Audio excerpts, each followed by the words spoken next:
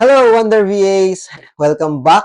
At nagbabalik na naman ang inyong lingkod, Mark Sanchez. And it's been 2 weeks na simula nung bagong taon, ano? It's January 14 nung nire-record ko tong video na to.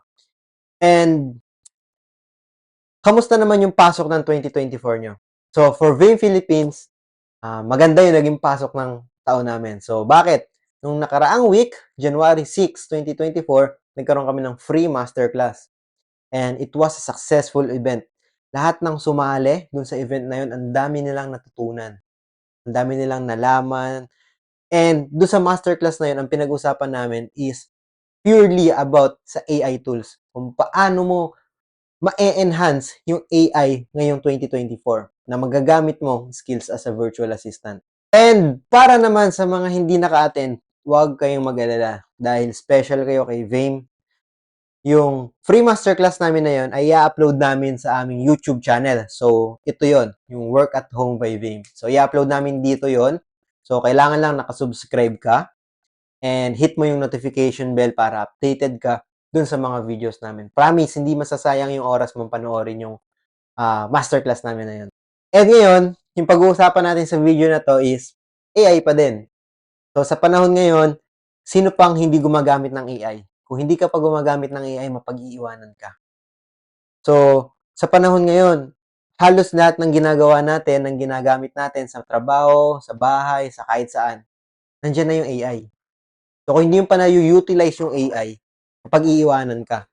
So, ngayon, yung video na to, ang pag-uusapan natin is purely AI. Tuturuan ko kayo kung paano gumamit ng AI tool. Kung paano nyo ma-enhance, paano nyo ma-maximize yung AI tools. And sabi nila, yung AI daw, papalitan yung human, no? Sabi nila. So, balang araw daw, wala nang human na nagtatrabaho. Wala nang taong nagtatrabaho, puro AI na lang. So, mali yun. That is wrong, no? Ang human ay papalitan ng human din. But yung human na yun, yung tao na yun, papalitan niya yung tao na hindi marunong gumamit ng AI. Nagets niyo ako? So, kung marunong kang gumamit ng AI at yung tao na to ay hindi marunong gumamit ng AI, ikaw yung papalit doon sa tao na yun. Hindi yung AI yung papalit sa kanya. So, kung hindi mo pa nare-realize, panoorin mo yung video na to. Ngayon, ang ituturo ko ngayon yung paggamit ng ChatGPT. But alam ko naman sa inyo, yung karamihan dito, no? Alam na yung ChatGPT. Pero ang tanong, na ma-maximize mo ba, na gagamit mo ba ng tama si ChatGPT? So, tuturuan ko kayo kung paano gamitin ng tama si ChatGPT kahit sa trabaho, sa bahay, sa personal na buhay mo, kung paano magagamit si ChatGPT. I'm going to teach you on how you can maximize ChatGPT using some prompts.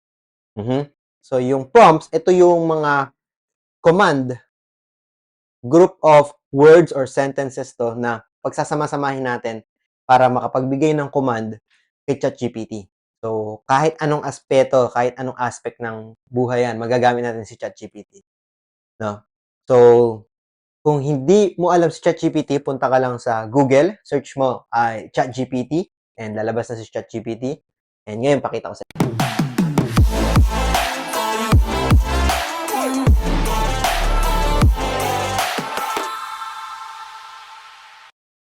Yan. So, the first step na kailangan mong gawin is you can go to your browser. Either Safari or Google Chrome, it's fine. And then, you can type here, ChatGPT sa inyong Google. And then, lalabas siya. Then, click nyo lang. Ako kasi, nakapag-setup na ako ng account ko kay ChatGPT, kaya ito na siya. Nag-direct na siya dito. But, kung bago ka pa lang, i-login mo lang yung Gmail account mo, and dito ka na mag-direct. So, si ChatGPT have a paid version and a free version. So, yung sabihin, may bayad yung paid, di ba? But, isipin mo, $16 ang isang buwan kung naka-plus ka and $25 naman kung naka-team ka. Isipin mo kung paano mapapadali ni ChatGPT yung trabaho mo. Kung kayang tapusin ni ChatGPT yung work mo, ng 1 oras sa loob ng 1 minuto, would you avail it or hindi? So, kung ako, it's a good investment. It's a very good investment. So, ito naman guys, ayan, magra-write tayo dyan, new chat, and dito tayo lalabas. Ayan, dito guys, message ChatGPT. So, ito yung sinasabi ko guys na dito mo ilalagay lahat ng prompt, lahat ng tanong, lahat ng gusto mong malaman sa buhay. Pwede mong, you can put it here. You can chat ChatGPT. So, that is very useful. And, si Vame Philippines, yan guys, gusto ko lang sabihin sa inyo, si Vame Philippines, nag-craft kami ng sarili naming prompt na magagamit mo as a day-to-day basis mo. Pwede ka nang mag-rely dun sa gagawin namin na ginawa namin na item na prompt. Either sa trabaho, either sa araw-araw, pwede mong gamitin yung ginawa namin na prompt. So, yung prompt, yun yung command nga na in-engineered namin, yung kinraft namin, kami na yung gumawa mismo. Kasi, guys, kung bibigyan mo pa si ChatGPT ng prompt or ikaw pa mismo yung mag-iisip, eh grabe, ang tagal din, no? Matagal din mag-isip, ha? Eh gusto mo nga mapabilis, eh. So, kami na yung gumawa ng prompt na yun. Kami na yung nag-craft na yun para sa'yo. Ika-copy mo na lang and then ipe-paste mo na lang. Iibahin mo na lang yung selective text. Pakita ko na nga lang, guys. So, ito yung ginawa namin na prompt. Ayan. Marami to actually. Then, ilalagay ko na lang sa baba yung link ng mga prompt na pwede nyo magamit for free. Walang bayad, guys. Walang bayad. Sa iba, binabayaran to. Pero kay Fame, libre lang. Or i-email namin sa'yo. You can email us on our email and then mail back namin sa'yo. Then, ito yung sinasabi ko, guys. Tinan mo, ChatGPT for lifestyle. ChatGPT for lifestyle. Pwede mong gamitin si ChatGPT pala sa lifestyle mo. Bakit nga hindi? Travel planning. Pwede pala tayong gumawa ng travel itinerary kay ChatGPT. Kung ako, gumagawa ng travel itinerary ko pag nagta-travel kami. Minsan, 2 oras, 3 oras. Depende kung anong bansa, kung saang bansa. Pero ito, ang dali. Pakikita ko sa inyo, guys. So, ito yung prompt. Plan a trip in kung ano man country yung gusto mong puntahan. For how many days? Yung duration yung gano'ng katagal. Then, kung magkano yung budget. And then, copy mo lang siya. And then, back tayo dun sa ChatGPT. Paste mo. Oops, nagkamali ako, guys.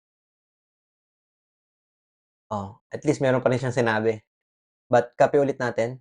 Kasi i-enter ko lang dapat pero nagdiretso. Ayan. Okay. Okay. Nilalagyan ko lang ng spacing, guys, para makita nyo. Then, gusto ko magpunta sa Bali. For how many days? 4 days and 3 nights. Budget is, sabihin kong budget ko lang, for example lang now, guys, is $500. $500. So, maganda, naka-dollars na kasi. Dollars si ChatGPT. Pero pwede ka rin natin ilagay yung peso. Recommend a 3-star or a better hotel. Plan one activity. Include name of the company. Include cost. Yan. Try natin, guys. Pak. Bem. Meron ka ng travel itinerary, guys. Explore Ubud and its monkey forest. Ubud is city doon, guys.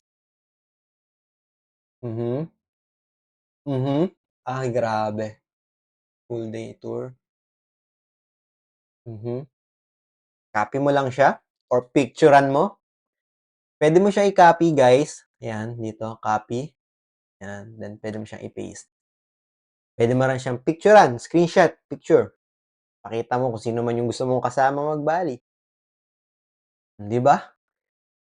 Ako, ginagawa ko to 1 oras. Kasi syempre, hinahanap ko pa yung cost. Kung magkano ba talaga, kung magkano yung hotel, kung magkano yung pagkain. Then, ito, binigyan ka na ng cost, binigyan ka na ng pupuntahan mo in just 1 minute.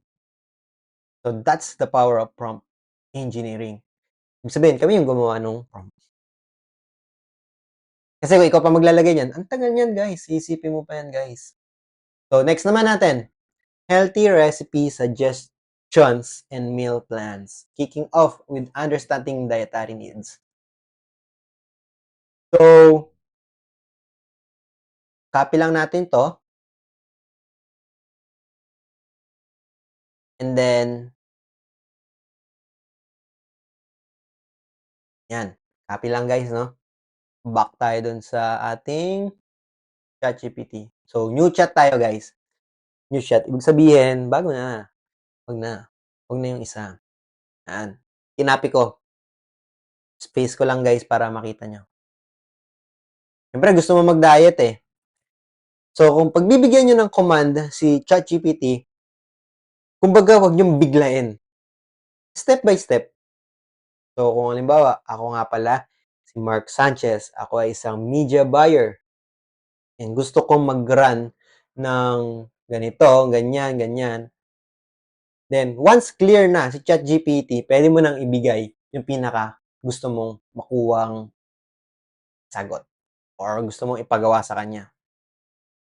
Kasi kung magpapagawa ka sakali ng, gawa mo ako ng ganito, eh, sino ka ba? Hindi ka naman kilala ni ChatGPT. So, magpakilala ka muna. Bigyan mo muna siya ng idea kung saan papunta yung usapan niyo. So, like this, guys. Pina-explain ko muna sa kanya kung ano ba yung macro and micro. How can I make sure that I eat the recommended daily intake? If I tell you my age, sex, and activity, can you recommend recipes? So, pwede rin pala yun, guys, no? Sa pagkain, pwede rin natin magamit pala si ChatGPT. And eto, babaguhin lang natin, syempre, I am a woman, 25 years old, and I exercise 3 times per week at gym. So, ako, guys, ilalagay ko dito yung, yung aking sariling details. So, I am a man, 20, 26 na ako, guys. And I exercise 3 times. Ako, guys, 4 times ako nag-exercise. At the gym. Nope. At home. Sa bahay lang ako, guys, kasi more on calisthenics lang naman tayo. Focusing more on not strength. Baliktad. Cardio tayo. Not strength training. Strength kasi yung nagbubuhat, guys. So, yan. So, pinaliwanag mo ni ChatGPT.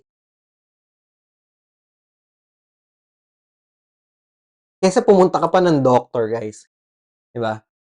Gumastos ka na para lang makahingi ng ganitong klaseng details. Bam! Ito yung kailangan kong kainin. Sa breakfast, oatmeal. Sa lunch, ito. Pwede mo siyang sundin or gusto mo ilagay mo, like Filipino foods. Yan, Filipino foods. Pero meron pa yung kasunod, guys. For day 1, can you provide measurement and actual recipe? Yan. Hanggang so on and so forth. Hanggang makarating ka na dito. Sinasabi mo na parang expert na si ChatGPT, ano? Yan, act like an expert nutritionist. Ayan. Try natin to. In-skip natin yung isa, no? Yan. For example, in-skip na natin yung isang prompt. Eto gagamitin natin yan. Nag-direct na tayo sa expert. Gusto mo mag-ask si ChatGPT ng mayroong 15 plus years of experience. Ayan. And nahihirapan ka dahil lack of time. Lagyan natin lack of time.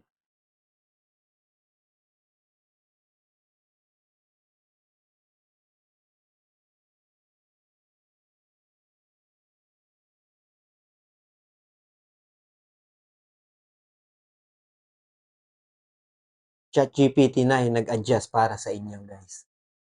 O, ayan.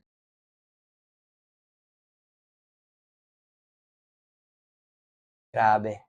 Certainly, creating a sustainable and effective weight loss meal plan requires a balance One breakfast, one serving of oatmeal with berries and sprinkle of chia seeds. Yan, grabe. So, yun guys. So, marami pa tayong prompts, no? Marami pa tayong prompts na pwede natin gamitin. And, isa lang to sa mga prompts na kinraft ng Vein Philippines. So, ang dami nito guys. Pati budgeting meron kami. And hindi lang yon guys. Gusto ko ipakita sa inyo pa yung iba eh.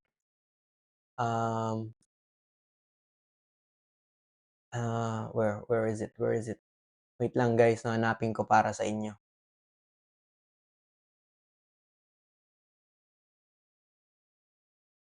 Ayan. Ay. Ayan. Meron din kami para sa mga students and professionals. Marami pa yan guys. Sobrang dami pa. Meron din kaming pang